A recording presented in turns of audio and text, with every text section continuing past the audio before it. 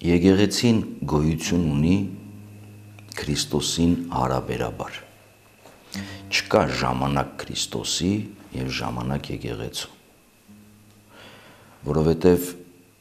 եկեղեցու գոյության և գործունեության հիմքը հարուցյալ Քրիստոսի ներկայությունն ու զորության բաշխումն է նույն այդ եկեղեցու կյանքում։ Մենք շատ հաճախ որպես հավատացյալներ, որպես քրիստոնյաներ եկեղեցին պատկերացնում ենք որպես ինստիտուտ, թեև որոշ առումով նման է աշխարհում գոյություն ունեցող հաստատություններին։ Սակայն եկեղեցու հիմքը, ոգին, շարժման ուժը Քրիստոսի հարության իրականությունն ու խորհուրդն է։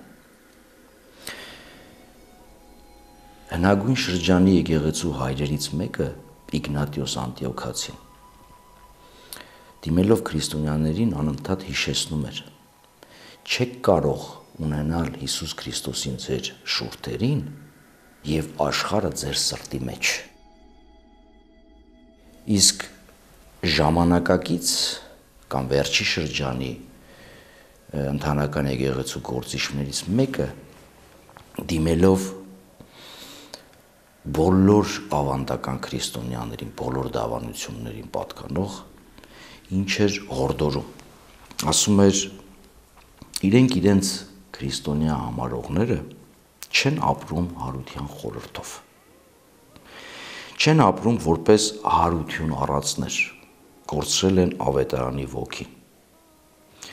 Եկեղեցին դարձել են մեխանիզմ, աստվածաբանությունը կեղծ գիտություն, քրիստոնեությունը անորոշ բարոյագիտություն։ Մեզ անհրաժեշտ են մարդիկ, ովքեր կզգան Քրիստոսի հարությունը։ Տեսեք, մենք գտնվում ենք այնպիսի մի ժամանակաշրջանում, որը աստվածաբանության մեջ այսպես է կոչվում. արդեն, բայց ոչ հիմա։ Այսինքն այն ամենը, ինչ որ տեղի է ունեցել, արդեն է։ Եվ այն ամենը, ինչ որ դեռ պիտի տեղի ունենա մինչև երկրորդ գալուստ, ոչ հիմա է։ Եվ մենք այս ժամանակաշրջանի գործիչներն ենք, կերտելու երկնքի արքայությունը երկրի վրա, իսկ երկնքի արքայությունը հնարավոր չէ կառուցել, եթե ոչ հարուցյալի զորության վրա, այդ զգացողության վրա, այն ուժի վրա, որը մեզ մղում է գործելու։ Ուրեմն սա առաջին հիմքն է։ Այս առաջին հիմքից բխում է նաև երկրորդը, որին անդրադառնում է Քրիստոսի համբարձման դրվագը, երբ Հիսուս արդեն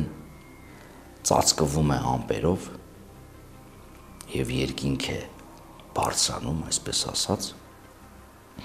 հայտնվում են սպիտակ զգեստներով երկու հոգի և դիմելով այնտեղ կանգնած երկնքին նայող առաքյալներին հորդորում են, նույնիսկ կարելի ասել կշտամբում են։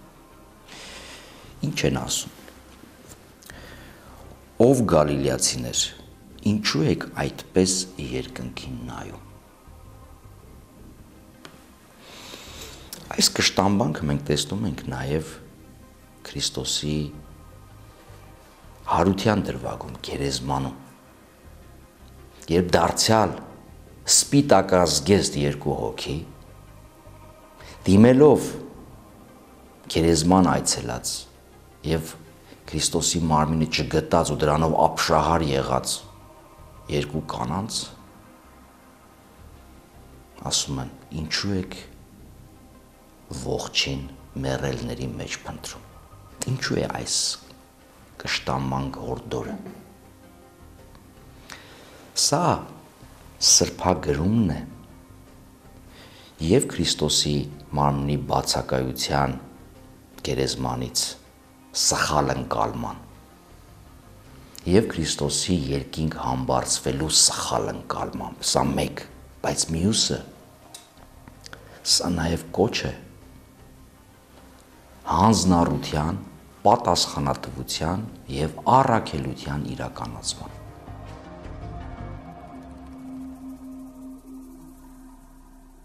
Հիսուս իր համբարձումով աշխարհից եւ երկրից մարդկությունից չի փախչում, այլ վերափոխում է իր ներկայության կերպը աշխարհի վրա։ Մատթեոսի ավետարանի վերջում, երբ Հիսուս իր աշակերտներին ուղարկում է առաքելության, գնացեք, քարոզեք, ուսուցանեք եւ մկրտեք, վերջում որպես այս ամենի հաջողության երաշխիք ասում է. ես ձեզ հետ եմ մինչև աշխարհի վախճանը։ Այս ներկայությունը մենք զգում ենք։ Այս ներկայության զգացողությունը մեզ ուժ տալիս է։ Եվ այստեղից բխում է երրորդ հիմքը, որը մեր վկայությունն է աշխարհում։ Հետաքրքրական է, որ գերեզմանում հարության դրվագում ներկայացվում է գերեզման այցելածների հոգեվիճակը։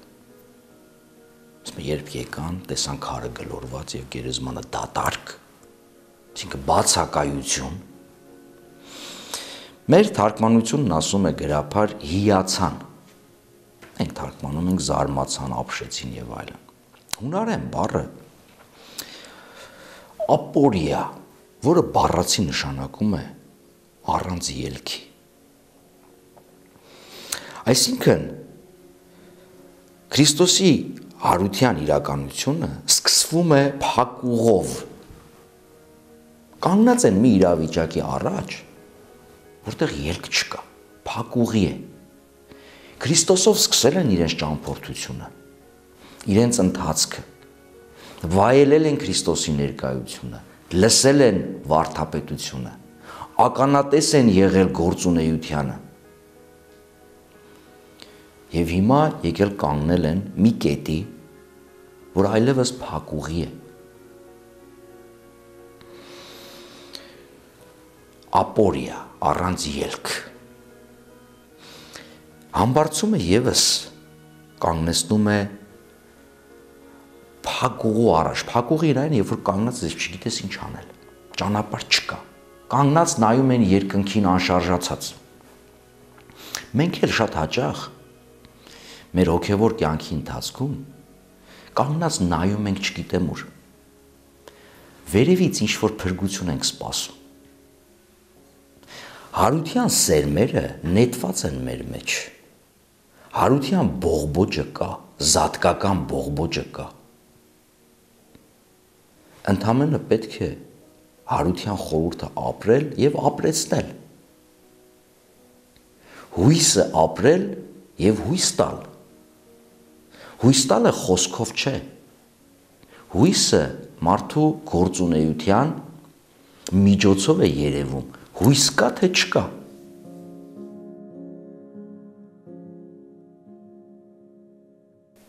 Հիսուս երբ համբարձվում էր,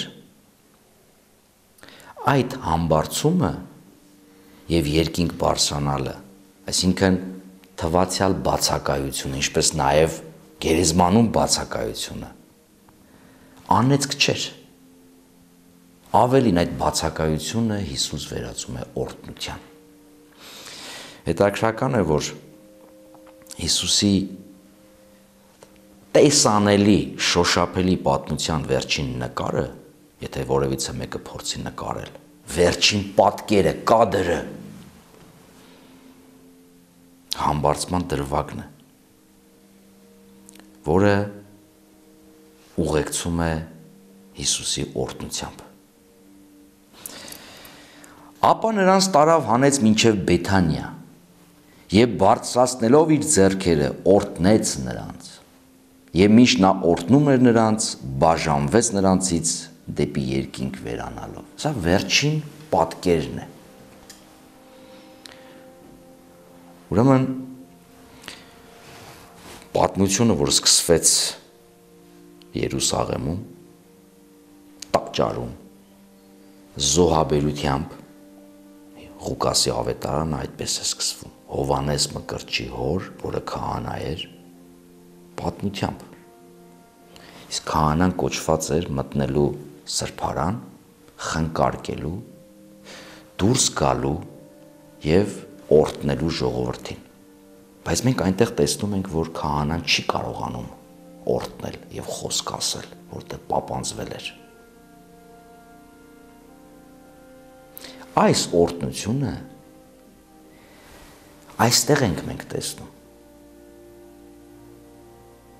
Հիսուս օրհնում է աշխարհը և մարդկությունը և համբարձվում է։ Այս օրհնությունն է, որ ներկա է աշխարհում։ Եվ այս օրհնության մեջ է, որ մենք դառնում ենք վկաները Քրիստոսի հարության, ուրախության, հույսի և հատկապես հաղթանակի, մեղքի և մահվան դեմ տարած։ Սրանով ենք, որ մենք որպես եկեղեցի դառնում ենք մեկ մարմին, միասիրտ, միահոգի, մեկ խոսքի շուրջ հավաքված, միաբանություն բառը հենց նշանակում է հավաքված բանի շուրջ, միասնականությամբ, այդ դա է եկեղեցու հիմքը, երբ կա վարդապետական հիմք և միասնություն այդ վարդապետության շուրջ։ Եվ սրանից է բխում նաև մեր եկեղեցու կյանքը արտահայտված թշնամության, ատելության հաղթահարմամբ և մյուս կողմից զորակցությամբ, բաժնեկցությամբ, այս դեպքում հաղթահարելով նաև մեր կյանքում առկա թշվառությունները, որոնք առաջացել են անարդարությունների, կեղծիքի և բոլոր մյուս մահացու կամ ոչ մեղքերի միջոցով։ Բայց մենք որպես քրիստոնյաներ հարության իրականության և համբարձման իրականության առջև ստացել ենք հաղթանակ կյանքի և այդ կյանքը ապրելու զորություն օրհնության տեսքով մեր Տիրոջից։